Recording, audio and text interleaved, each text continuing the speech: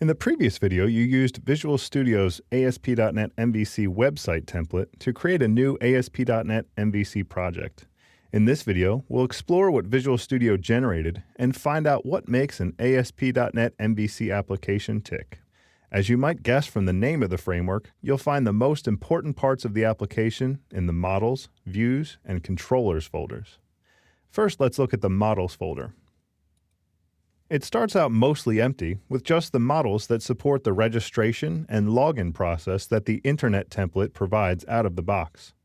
As you build your application, you'll add classes to this folder that represent the business logic of your application.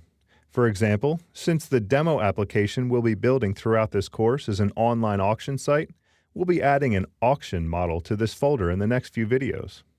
Next, we have the Controllers folder. In the first video, I mentioned that controllers in the MVC architectural pattern are responsible for accepting requests to your application and figuring out what to do next, be it modifying data in a database and/or choosing which view to display.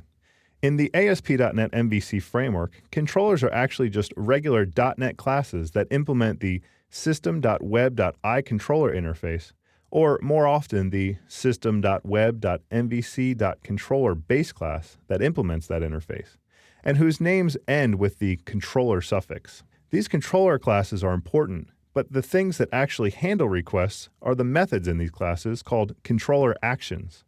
Just as controllers are regular .NET classes, controller actions are simple methods that contain the logic to process the request and that return an object that tells the ASP.NET MVC framework what to do next, be it which view to display to the user, or some other value such as an object to be serialized and returned as JSON.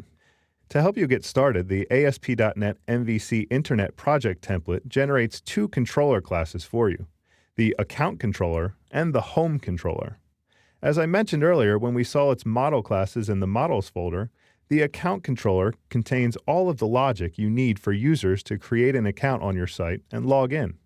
The other controller in this folder, the Home Controller, is important too, as it contains a special action named Index which provides the default behavior for the homepage of your application. This default behavior is determined by a convention that the ASP.NET MVC framework uses to determine which controller action should handle a given request. The ASP.NET MVC framework then creates an instance of the Home Controller class and calls its index method. Finally, there's the Views controller, where all of the views for your site will live.